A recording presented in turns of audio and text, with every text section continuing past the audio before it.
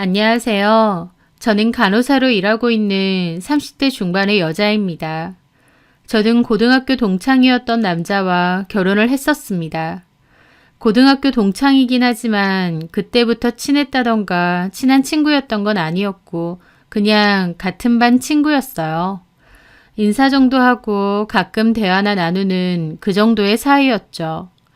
저는 저희 지역에서 2시간 거리에 있는 타 지역의 보건대학교 간호학과를 졸업했습니다. 졸업 후에는 그 지역에서 5년 정도 일을 했고요. 고등학교 졸업하고 나서부터는 줄곧 고향을 떠나서 타지 생활을 했던 거죠. 그러다가 다시 돌아와서 저희 고향에 있는 중형 규모의 병원으로 이직을 하게 되었습니다. 그러던 어느 날이었어요. 동료들과 식사 후 로비에 있는 카페에서 커피를 기다리고 있었을 때였습니다. 카페 앞에서 동료들과 얘기를 나누고 있는데 누군가 아는 체를 하는 겁니다. 저기 혹시 이정희? 고개를 돌려보니 좀 낯선 듯 또 익숙하기도 한 얼굴의 남자가 저를 보고 있더라고요. 누구? 나 기억 안 나? 원규, 김원규. 그 남자는 웃으면서 자기가 원규라고 밝히더라고요. 그제야 저도 어렴풋이 생각이 났습니다. 고등학교 때 같은 반이었던 그 친구가요. 어머, 기억난다. 반가워. 얼굴 보는데 왠지 낯이 익어서. 너 맞구나. 너 이 병원에서 일해? 응, 너 간호사 한다는 얘기는 건너 들었었어. 이 병원이었구나. 몰랐네. 나 이 병원 한 번씩 왔었는데. 원래는 다른 데서 일하다가 이쪽으로 옮겼어. 너는 병원에 어쩐 일이야? 어디 아파? 허리가 좀 안 좋아서 여기 정형외과 한 번씩 오거든. 그렇구나. 너무 반갑다.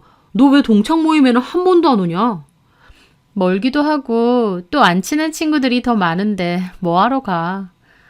그래도 이렇게 만난 것도 인연인데 연락처 좀 줄 수 있지?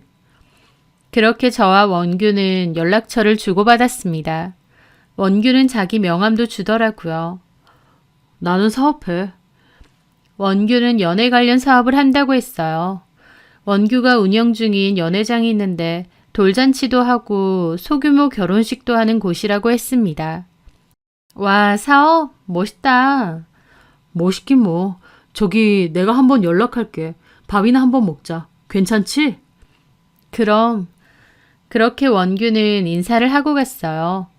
고등학교 때는 그냥 장난기 많고 여자애들이랑 유독 친하게 지내는 그런 남자였던 걸로 기억하는데 다시 만난 원규는 옷도 멀끔해지고 말투나 행동도 나이스하게 변했더라고요. 그렇게 저는 명함을 주머니에 넣고 올라갔습니다. 그때까지만 해도 별 생각이 없었어요.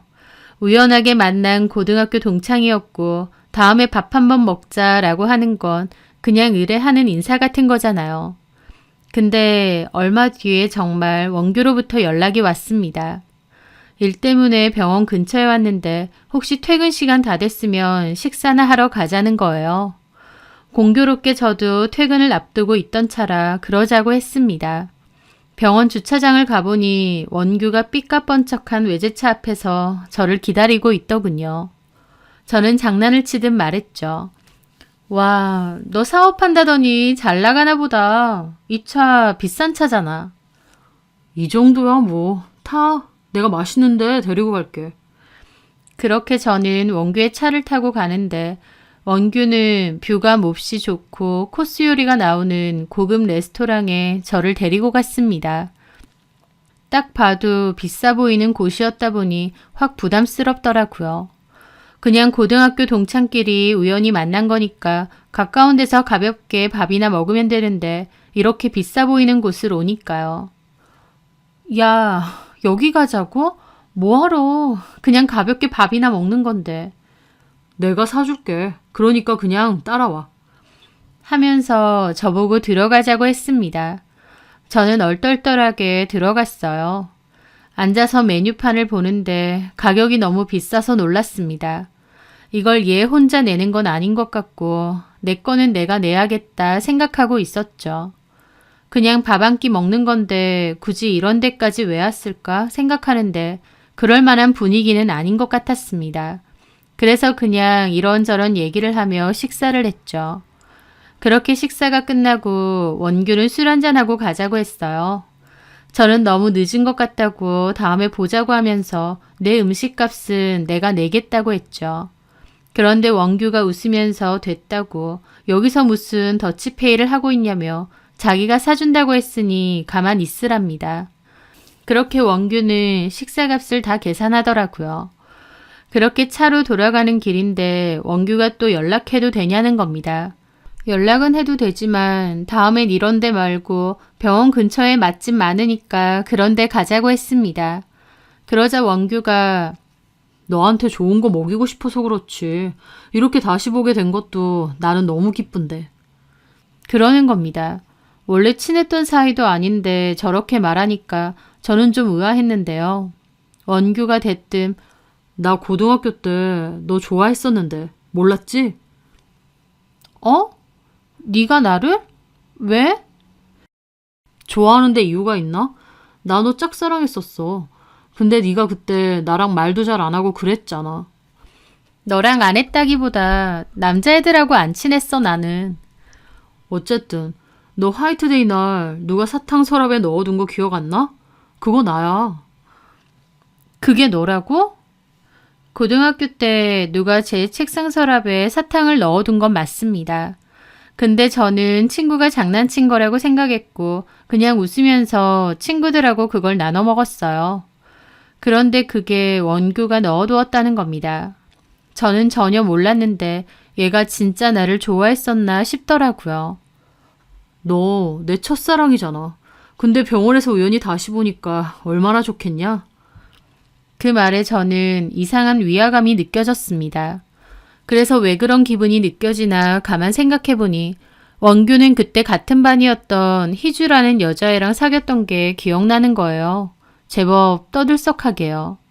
여자친구도 있었으면서 저한테 좋아했다고 하니 얼마나 황당한가요? 잠깐만.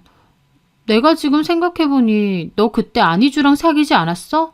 너네 사귀는 거 아는 애들도 많았던 것 같은데? 정확히 말하면 희주가 나를 많이 좋아했고 한 3개월 만났나? 그게 다야. 아, 그래? 나는 너 좋아했었다니까. 그래서 너 다시 봐서 진짜 좋았어. 내가 이러는 거 부담스러운 건 아니지? 글쎄, 부담스러워 하지 마. 나 종종 너한테 연락할 거란 말이야. 알았지? 저는 그냥 어색하게 웃었습니다. 갑자기 저를 고등학교 때 좋아했다는 것도 황당했고 우연히 만난 건데 저한테 적극적으로 들이대는 느낌이 드는 것도 좀 그랬거든요. 그런데 원규는 그 뒤로 정말 저한테 적극적으로 다가왔습니다. 매일같이 안부 연락하고 틈틈이 저희 병원 앞 찾아와서 저 집에 퇴근시켜주고 따로 어딜 안 가도 저를 퇴근시켜주러 일부러 올 때도 많았어요. 저도 솔직히 원규가 마냥 싫지만은 않았기에 그렇게 해도 군소리 없이 따랐지만요. 원규는 저한테 정말 잘했습니다. 사업이 잘 되는지 돈도 잘 버는 것 같았고 씀씀이도 큰 편이었어요. 항상 비싸고 좋은 식당에 저를 데리고 갔고 원규 덕분에 처음 먹어본 음식도 많았습니다. 연애 관련 사업을 해서인지 이벤트에도 강한 것 같고 외식 관련해서도 아는 지식이 많더라고요. 같이 있으면 시간 가는 줄 모르게 재밌었고 저를 위해 돈과 시간을 팍팍 쓸 수 있는 남자다 보니 당연히 매력적으로 느껴질 수밖에 없었습니다. 저희는 결국 교제를 시작했습니다. 사귀는 동안에도 저한테 고가의 선물도 많이 했어요. 제 주변 친구들과 동료는 저보고 그 남자 절대 놓치지 말라고 할 정도였죠. 그렇게 1년 넘게 교제를 하다가 결혼도 하기로 했습니다. 저는 좀 더 사귀고 싶기도 했는데 원규가 결혼을 서둘렀어요. 그리고 원규는 이번 고등학교 동창 모임에 저한테도 같이 가자고 하더군요. 친구들한테 결혼하는 거 알린다고요. 저도 알겠다고 했고 원규는 저에게 백화점 명품 브랜드 옷하고 구두까지 사주었습니다. 그렇게 동창 모임에 가게 되었어요. 저는 근 10년 만에 보게 된 동창들과 반갑게 인사했고 동창들은 저와 원규가 결혼한다는 사실에 많이 놀라면서도 축하해 주더라고요. 그런데 저는 그곳에서 희주를 보게 되었습니다. 희주도 마찬가지로 고등학교 때 딱히 친했던 친구는 아니에요. 그냥 같은 반이었고 인사나 가벼운 말 정도만 몇 마디 했었으니까요. 희주는 저에게 와서 이런저런 말을 많이 걸더라고요. 결혼 축하해. 원규가 어떤 여자랑 결혼할까 했는데 정이 너랑 결혼하는구나. 고마워. 네가 간호사로 있는 병원에서 우연히 만났다고? 참 신기한 인연이네. 지금도 간호사로 일해? 계속 근무하고 있어. 이제 원규랑 결혼하면 그만두겠네? 나는 계속 일할 생각이야. 나중에 아이 생기면 그땐 또 모르겠는데 일단은 계속 하려고. 제 말에 희주가 의아해 하더라고요. 왜? 원규 돈 잘 벌지 않아? 굳이 너까지 일할 필요 없잖아. 간호사면 또 힘들지 않아? 나는 뭐 익숙하고 병원 일 잘 맞는 편이라서. 그리고 결혼해도 내가 당장 애 가질 것도 아닌데 집에 있으면 뭐해. 그냥 일하는 거지. 이해가 안 되네. 남편이 돈을 못 버는 것도 아니고 굳이? 나 같으면 그냥 집에서 원규 내조에만 더 신경 쓰겠다. 사업가 사모님 소리 들으면서 편하게 살 수 있는데 뭐하러 사서 고민해? 그리고 너도 바깥일 하면 아무래도 원규는 잘 못 챙겨줄 거 아니야. 저는 그 말을 듣는데 좀 황당했습니다. 누가 보면 희주가 제 시어머니나 시누인 줄 알겠어요. 겉으론 그냥 어색하게 웃었지만 좀 주제넘는 말 아닌가? 본인이 뭔 상관이지 싶기도 했습니다.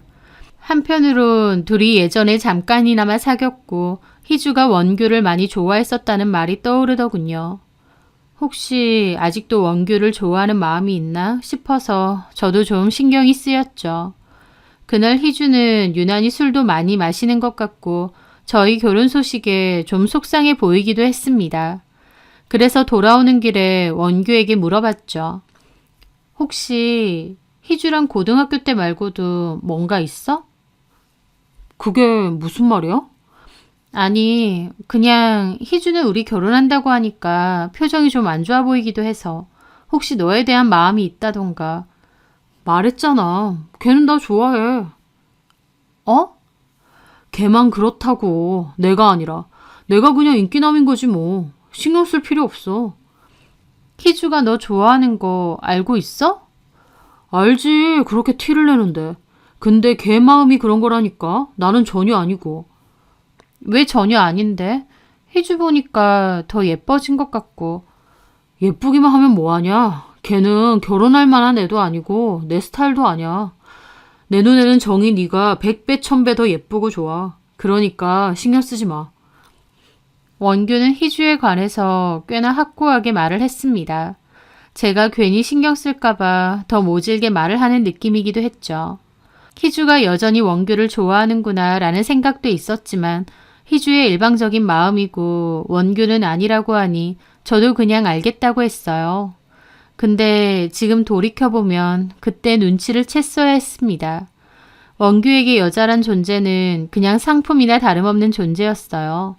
사귀는 용, 원나잇 용, 결혼용 등등 지 마음대로 금 나누고 용도 나눠서 여자를 생각하는 그런 쓰레기 같은 인간이었죠. 그걸 깨달은 건 원규와 결혼을 하고 반년도 안 됐을 때였습니다. 남편이 된 원규는 결혼 반년 만에 연회장 뷔페에서 일하는 20살짜리랑 바람이 났거든요. 그 여직원에게 가방을 사준 것을 저한테 들켰고 그 여직원이 제 남편에게 오빠라고 하는 것도 제가 다 알게 된 것이었습니다. 결혼한 지 반년도 안 돼서 바람이 난 남자라니 이게 말이 되나요? 처음 그 사실을 알았을 때 저는 세상이 무너져라 울고 힘들어했습니다. 나 좋다고 그렇게 헌신할 땐 언제고 결혼하자마자 다른 여자한테 그렇게 했다는 게 너무 큰 배신이었고 또 한편으론 나에 대한 마음이 이토록 빨리 식어버렸구나 싶었거든요.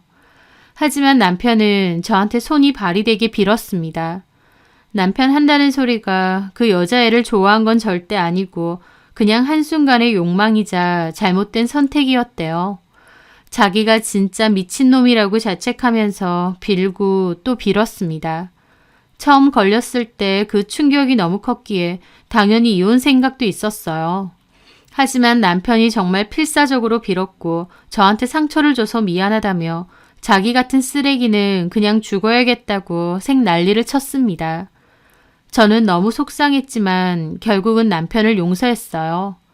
남편이 저토록 잘못했다고 빌고 그게 또 진심처럼 보였기 때문에 한 번은 넘어가기로 했습니다. 그때까지만 해도 저는 남편을 믿는 마음이 조금은 있었어요. 젊고 예쁜 알바생이어서 남편이 순간 혹했나 보다, 그냥 한순간의 욕망이자 실수였나 보다 라고 생각했던 거죠. 게다가 저도 결혼 생활에 만족이 컸기 때문에 그걸 저버리고 싶지 않았던 것도 있습니다.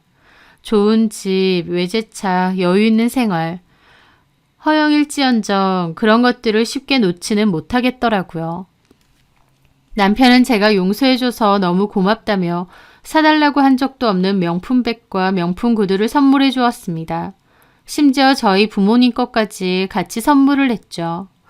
저희 부모님은 사정을 모르시니 김서방이 이렇게 우리를 챙겨줘서 고맙다고 감사 인사까지 하셨고요.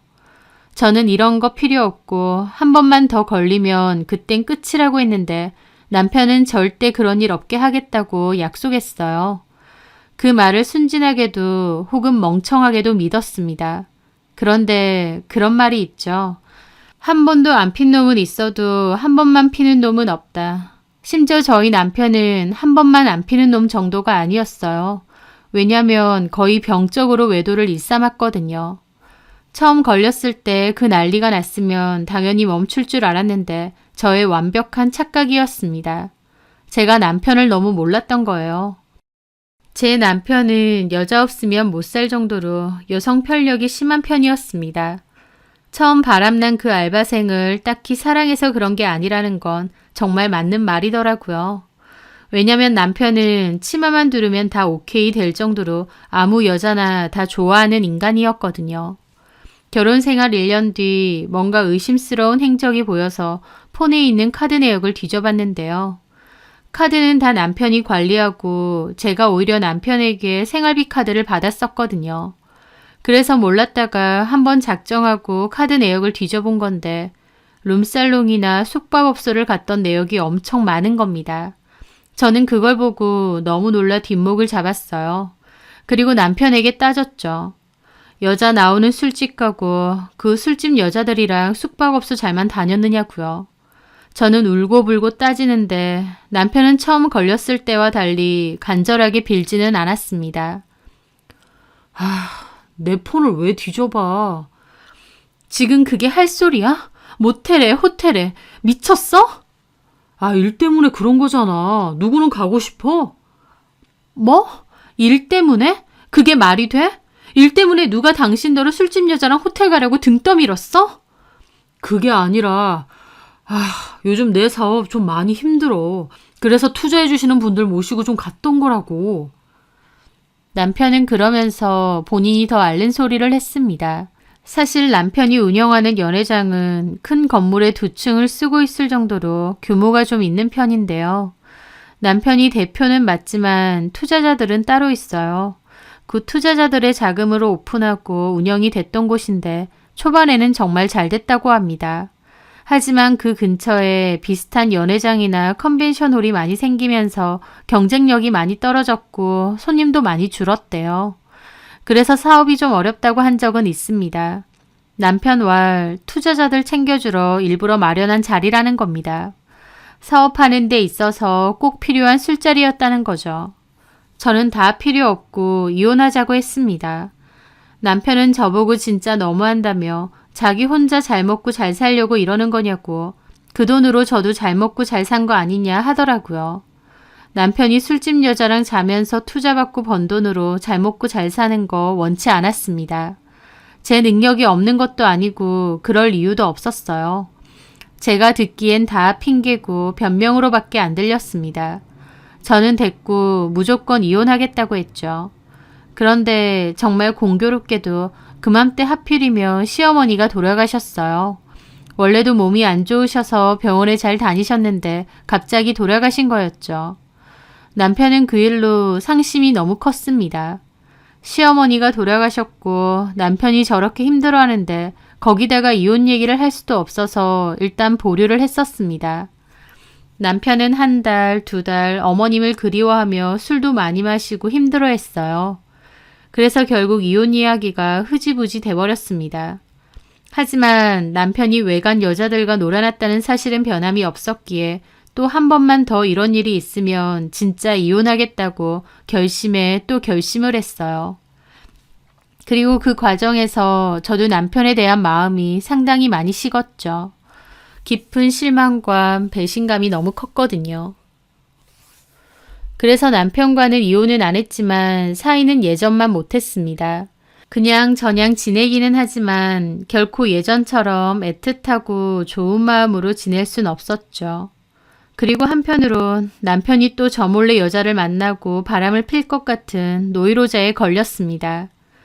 남편이 한번 걸리고 나서는 폰을 항상 주머니에 넣고 다니고 지문 인식까지 하고 다녔기에 다시 남편 폰을 뒤져보는 건 쉽지 않았어요. 그런데 하루는 술에 만취해서 집에 온 적이 있습니다.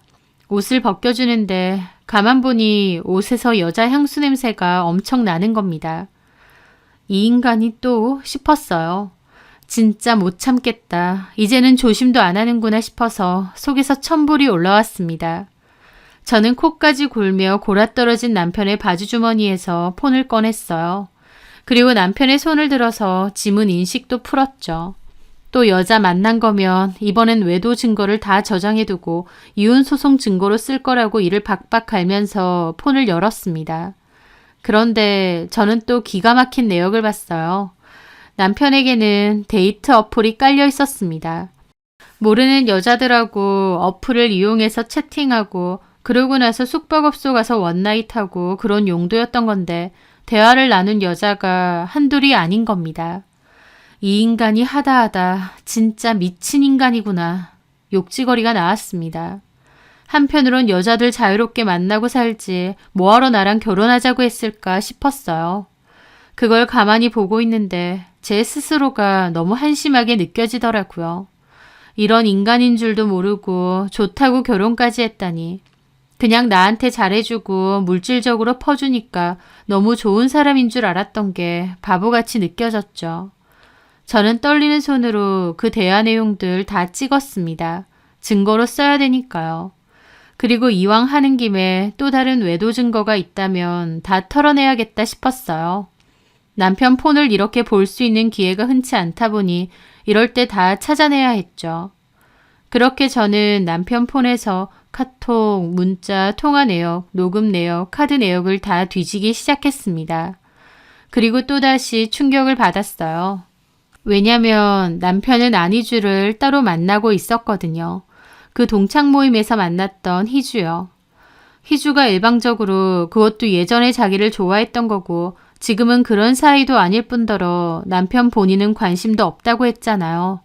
그런데 웬걸 대화 내용을 보니 둘이서 상당히 오랜 기간 연락하고 만나고 잠도 자고 그랬던 거였습니다. 한마디로 잠자리 파트너이기도 했어요.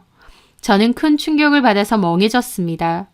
룸살롱에서 술집 여자 만난 것보다 데이트 어플로 외간 여자들 만난 것보다 이게 더 충격이었습니다. 왜냐면 남편도 유부남이지만 희주도 유부녀거든요. 제 남편을 의식한 건진 모르겠는데 저희 결혼하고 딱 6개월 뒤에 희주도 급속도로 결혼을 했었습니다. 결혼하는 남자도 사업하는 남자였다고 했던 것 같아요. 저도 결혼식 초대받아서 결혼식 갔었는데 좀 놀랐던 게 희주랑 결혼하는 남자가 저희 남편하고 되게 이미지가 비슷한 남자더라고요. 그래서 약간 소름 끼치기도 했죠. 일부러 저희 남편이랑 비슷해 보이는 사람이랑 결혼을 한 건가 하고요. 하지만 그냥 희주의 남자 취향이 그러려니 하고 넘어갔습니다. 어쨌든 희주 걔도 유부녀이면서 저희 남편과 바람을 피고 있었던 거예요. 희주는 대화 속에서 남편에게 징징거리고 있더군요. 왜 정이랑 결혼했느냐? 우리 그냥 각자 이혼하고 같이 살자. 나 솔직히 지금 내 남편한테 별 감정 없다. 너 때문에 홧김에 결혼한 거다. 지금 남편 착하긴 한데 매력은 없다. 네가 나한테는 최고다 등등 미련 뚝뚝 떨면서 연병을 떨고 있더군요. 남편은 우리 그냥 가볍게 만나자. 이런 식이면 나는 부담스럽다 하면서 희주의 구애를 회피하고 있었고요. 잘 건 다 잤으면서 책임은 완전 회피하고 있는 남편도 웃기고 그럼에도 저희 남편한테 자존심 없이 매달리고 있는 안희주도 웃기더라고요. 아마 안희주는 저희 남편이 엄청 돈 잘 버는 사업가라고 생각해서 그 안주인 자리가 더 탐나는 것 같기도 했습니다. 왜냐면 자기 남편은 말만 사업한다고 그러지 사실 돈 잘 못 번다. 사업도 그냥 그렇다. 회사원하고 버는 게 다를 바가 없다. 이런 말도 했었거든요. 그리고 희주는 남편에게 카톡으로 정희는 돈 많은 남편 만나서 좋겠다. 원규 옆자리가 원래 내 자리인데 정희 걔는 아는지 모르겠다. 이런 대화도 했더라고요. 이것들이 진짜 쌍으로 미쳤구나 생각하며 그것들도 다 증거로 수집해 두었습니다. 모든 증거를 다 확보한 후 폰은 남편 옆에 던져놓고 저는 작은 방으로 왔습니다. 남편이 너무 더럽게 느껴지고 꼴도 보기 싫어서 같은 방에 있는 것조차 싫더군요. 당연히 이혼인데 좀 걸리는 부분이 있었어요. 남편은 주변에 친구도 많고 인맥도 좋은 편인데 아는 사람들 중 변호사나 판사 등 법조계 쪽에 있는 사람도 꽤 있다는 소리를 잘했습니다. 물론 약간의 허풍도 있긴 하겠지만 진짜 친한 형도 잘 나가는 로펌 대표 변호사라고 하긴 하더라고요. 만약 제가 이혼 소송을 걸게 되면 그런 지인들에게 총동원해서 최대한 본인 유리한 쪽으로 소송을 진행할 게 분명했습니다. 그래서 저는 내가 모을 수 있는 확실한 증거를 최대한 많이 모으겠다고 결심했어요. 생각 같아선 당장 이혼 소송을 진행하고 싶었지만 대화 내용 같은 게 좀 모호한 부분도 있었기에 남편이 빠져나갈 수도 있을 것 같았거든요. 그래서 빼도 박도 못하는 좀 더 확실한 증거를 최대한 많이 모아야겠다고 생각했죠. 저는 남편에겐 티내지 않고 평상시랑 똑같이 행동을 하며 제 나름대로는 증거를 수집하려고 노력을 하고 있었습니다. 그러던 와중에 동창 모임이 있었습니다. 당연히 저는 갈 생각이 없었어요. 그런데 안희주도 분명히 올 거다 보니 둘이서 어쩌는지 제 눈으로 확인하고 싶은 마음이 들더군요. 그리고 여차하면 확 동창 모임에서 터뜨려서 그것들 얼굴도 못 들고 다니게 해줄까 싶기도 했습니다. 그래서 저도 말을 바꿔서 동창 모임 간다고 했습니다. 그렇게 남편과 동창 모임에 갔어요. 그 모임 장소에서 희주를 보니까 기분이 참 이상하더라고요. 화가 나는 것 같기도 하고 어이없는 것 같기도 하고 하여튼 불편한 감정이 느껴졌죠. 희주는 일부러 저 보란 듯이 그러는 건지 저희 남편에게 다가와서 말도 걸고 그러더라고요. 남편은 제가 신경 쓰이는지 눈치 보면서 일부러 희주에게 틱틱거리거나 자리를 피해버렸습니다. 남편의 그런 차가운 태도에 희주는 더 골이 나는 것 같았죠. 저는 아주 둘이 쌍으로 놀고 있네 싶었어요. 증거고 뭐고 그러고 있는 걸 두 눈으로 보고 있으니 속에선 천불이 올라와서 그냥 일어나자 싶었습니다. 그래서 가방을 챙기는데 희주가 제 자리 앞으로 오더라고요. 가려고? 그 뻔뻔한 낯짝을 보는데 어디 두고 보자. 상간소송 걸 거니까 위자료 물 준비해라 라고 생각했습니다. 그리고 꾹 참고 대답했죠. 피곤해서.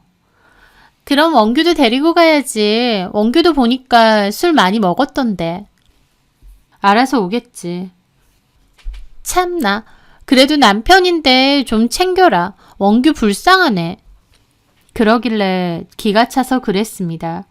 우리 부부 일은 우리가 알아서 할게. 알았어. 그냥 걱정돼서 하는 소리 같고 뭘 그렇게 날석에 반응하니? 그러더니 깐죽거리면서 그러더군요. 참, 원규 술 많이 마시면 코 고는 버릇 있던데 너 오늘은 각방 써야 되는 거 아니야? 라고 하는 겁니다. 저는 이 기집애가 진짜 미친 줄 알았어요. 아무리 제가 속으로 이혼 생각은 할지언정 어쨌든 겉으로는 원규랑 부부 사이잖아요. 제가 그 둘 사이를 눈치챈 것도 그들은 모르고 있고요. 그런데도 저한테 일부러 눈치채라는 듯 저렇게 대놓고 말하는 겁니다. 제가 너무 황당해서 보니까 그제야 놀란 표정을 짓더라고요. 어머 미안. 내가 말 실수했나? 이러고 있더군요. 솔직히 이미 남편한테 정 다 떨어진 상태라 화가 난다기보다 안희주 하는 짓이 참 가짠게 느껴졌어요. 둘이서 그렇고 그런 사이긴 하지만 남편이 속으론 안희주를 어떻게 생각하는지 알기 때문에 더 웃기고 한심하게 느껴지기도 했죠. 저는 그냥 무시하고 가려다가 갑자기 얼마 전의 일이 떠오르는 겁니다. 그래서 제가 웃으면서 그랬어요. 맞아. 김원규 코 많이 골아. 근데 네가 그걸 어떻게 아니? 내가 알긴 어떻게 알겠어. 그냥 그럴 것 같다 그거지. 남자들 술 먹으면 코 고는 사람 많잖아. 근데 원규가 진짜 코 많이 고는구나. 너 괴롭겠다. 하더라고요. 그래서 제가 코웃음 치며 그랬습니다.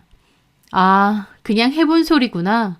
맞아. 코 고는 거 너무 시끄러운데 원규는 술 먹으면 코를 좀 고는 것 같아. 참 그러고 보니 너네 남편은 코도 안 골고 조용히 잘 자더라. 잠버릇이 참 얌전하신 것 같아. 제 말에 안희주 표정이 가관이었습니다.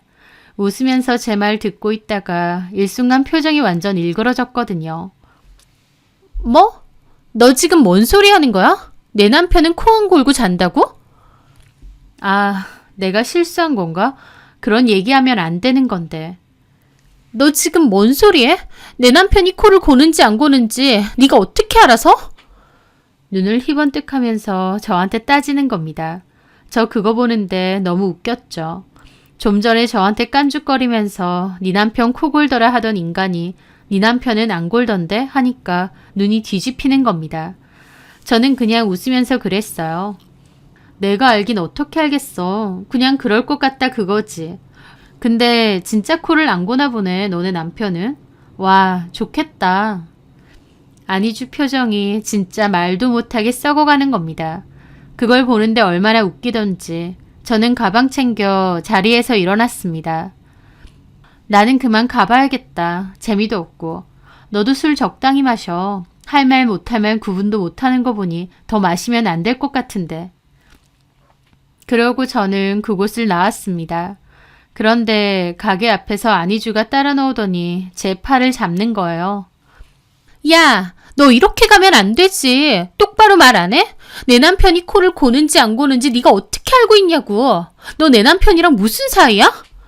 저도 희주가 잡고 있는 팔 뿌리쳤어요. 안희주는 이미 술에 취해서 비틀거리더라고요. 세상 사람들이 다 너 같은 줄 아니? 그리고 너도 내 남편 코 고는 거 아는데 나는 왜 모르겠어? 야, 이게 미쳤나 정말? 하면서 갑자기 저를 때리려고 하는 겁니다. 저는 그 손을 확 낚아채서 뒤로 떠밀었어요. 안희주는 술에 취해서인지 제가 밀자 바닥으로 바로 고꾸라지더라고요. 미친 건 너지. 너 김원규랑 자고 다니지? 내가 모를 줄 알았어? 아니면 알아주길 바래서 일부러 내 앞에서 그딴 소리 했어? 자기 밀었다고 색 난리치던 안희주가 제 말에 놀라서 벙찌더라고요. 야, 나 다 알아. 근데 일단 냅두는 거야.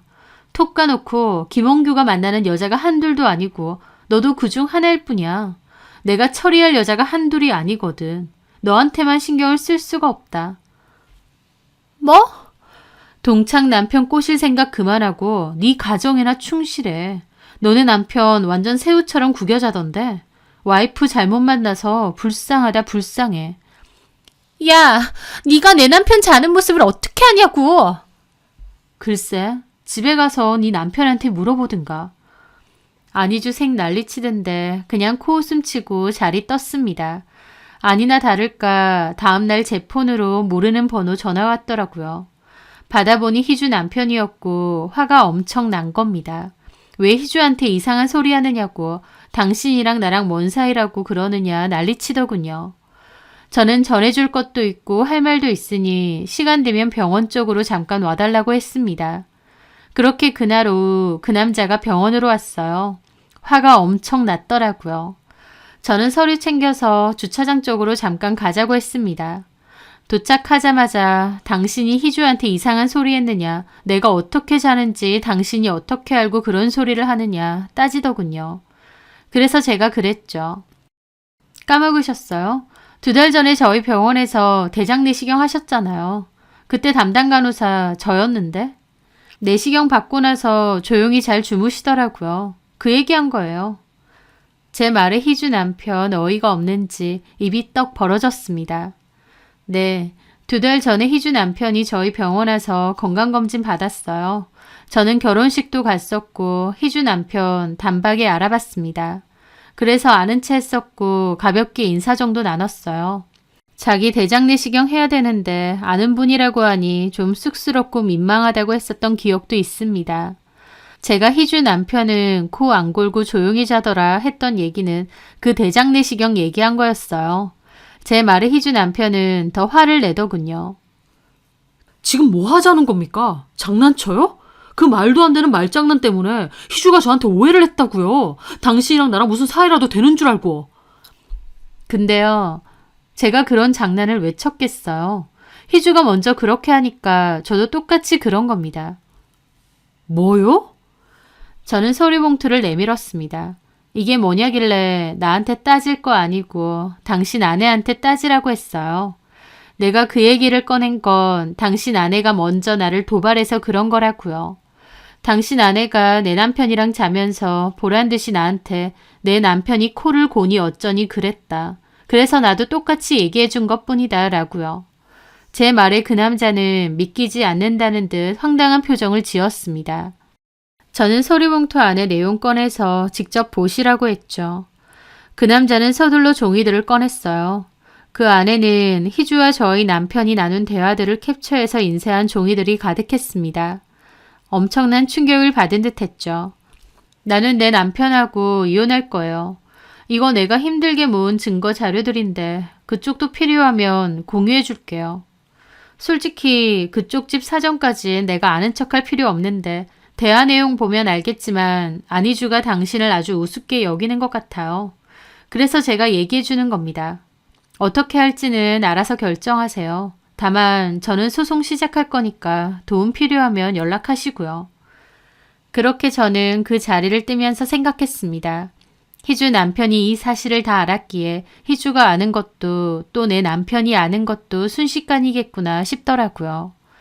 그래서 더 지체할 것 없이 더 증거 모을 것도 없이 소송 바로 시작하자고 생각했죠. 저는 곧장 집에서 짐 챙겨서 친정으로 갔고 일전에 상담했던 변호사에게 찾아가 이혼 소송과 상간 소송을 동시 진행했습니다. 이혼 사유는 남편의 상습적인 외도라고 했고요.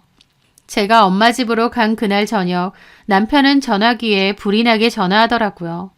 받아보니 또 자기는 희주랑 그런 사이 아니다. 걔가 일방적으로 그런 거다 하면서 변명부터 늘어놓는 겁니다. 저는 희주도 그렇지만 데이트 어플 쓰면서 모르는 여자들하고 자고 다닌 거 다 안다고 우리는 끝이라고 했습니다. 대강 남편 하는 소리 들어보니 희주네 남편도 그날 바로 희주 찾아가서 뒤집어 엎은 것 같고 희주도 도망치듯 집 나왔나 보더라고요. 남편은 저한테 잘못했다고 빌면서 다시는 안 그러겠다고 했는데 한 번 속지 2번 속겠나요? 제가 오히려 부탁했습니다. 나한테 이러지 말고 그냥 이혼하자고. 그리고 네가 원하는 대로 여자들 실컷 만나고 살라고요. 남편은 제가 있어야 된답니다. 그 여자들은 그냥 엔조이용이고 자기 아내는 저뿐이라는 말도 안 되는 헛소리를 하더라고요. 나를 밖에서 네가 뭘 하고 지내든 본처 자리 지키고 있어야 되는 애완용 개 정도로 생각하느냐고 그랬습니다.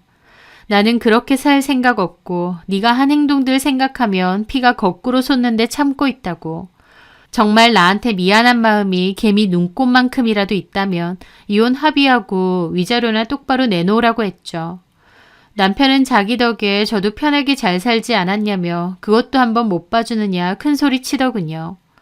그러면서 자기가 갖고 있는 거 다 저한테 줄 테니 이혼은 말자고 저를 붙잡는데 저는 그 말도 웃겼어요.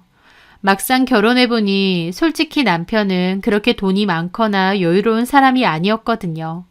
넓은 집, 고급 외제차, 해픈 씀씀이 전부 다 남편의 무리한 허세였던 거였지 실상은 사업도 문 닫기 직전이고 빚도 많고 투자자들도 등을 돌리고 있는 실정이었습니다. 그러니까 완전 빚 좋은 개살구였던 거죠. 근데 저한테 자기 거 다 줄 테니 이혼은 말아달라고 하는 게 얼마나 웃긴가요? 저를 그렇게 우습게 봤나 싶어서 더 부하가 치밀기도 했죠. 헤어져 줄 테니까 안희주 만나. 고등학교 때 사귀고 아직까지 둘 다 그러고 있으면 너네가 진짜 인연이네. 내가 빠져줄게. 내가 대가리에 총 맞았어? 안희주 같은 애랑 만나게? 걔는 그냥 하도 만나달라 하고 대놓고 꼬시고 그러니까 몇 번 만나준 거지. 나 걔 완전 별로야. 별로면 안 만나야지. 만날 거 다 만나고 이제 와서? 그게 더 소름 끼치네? 자기야, 나는 이제 네 자기 아니야. 네가 외도를 너무 저지르고 네 자기들이 여기저기 너무 많은 통에 상간소송 보내야 될 내연녀가 한둘이 아니라고. 너는 진짜 재활용도 안 되는 폐기물 쓰레기다. 라고 했습니다. 제 말에 남편놈 아무리 그래도 말이 너무 심하지 않느냐며 거품 물고 뒤집어지면서 욕하고 본색 드러내더군요. 저는 더 할 말 없다고 할 말 있으면 답변서에 쓰라고 했습니다. 남편은 그렇게 바람을 피워대는 와중에도 이혼은 안 된다며 저를 붙잡았는데요. 그게 저를 진짜 사랑해서라기보다 본처가 있는데 바람을 피는 것이 더 짜릿해서 그런 게 아닌가 싶기도 하더라고요. 제가 소장을 보내니 남편은 더 길길이 날뛰었어요. 저는 꿋꿋하게 진행했는데 그 과정에서 동창들 사이에서 소문이 다 퍼졌습니다. 게다가 건너 들어보니 희준에도 이혼 이야기가 오간다고 하더라고요. 그 무렵 상간소장 전달받고 안희주가 저한테 전화해서 난리를 치는 겁니다. 하는 소리가 원래 원규의 옆자리는 자기 건데 제가 가로챘다고. 소송 당하는 거 안 무섭고 소문 나는 것도 안 무섭다. 이제 그 자리는 내 거다 이러고 있더라고요. 저는 네가 실컷 차지하라고 했습니다. 아무 여자하고나 자고 다니는 병적으로 외도 저지르는 김원규 같은 인간 진짜 싫다고. 너나 많이 차지하라고요. 그러면서 제가 그랬죠. 근데 철석같이 김원규 믿고 있는 네가 참 불쌍해서 내가 뭐 하나 보내줄게. 김원규 핸드폰 뒤질 때 지 친구들이랑 나눈 카톡 대화 있더라. 거기서 네 얘기도 참 많이 하던데. 보내줄 테니 직접 봐봐. 네가 그거 보고도 김원규가 좋다고 하면 너네는 진짜 사랑인 거지. 저는 안희주에게 김원규가 친구들하고 나눈 대화 캡처한 것을 보내주었습니다. 그 내용은 진짜 가관이었어요. 김원규가 친구들한테 안희주 뒷담하고 욕한 게 고스란히 다 있었거든요.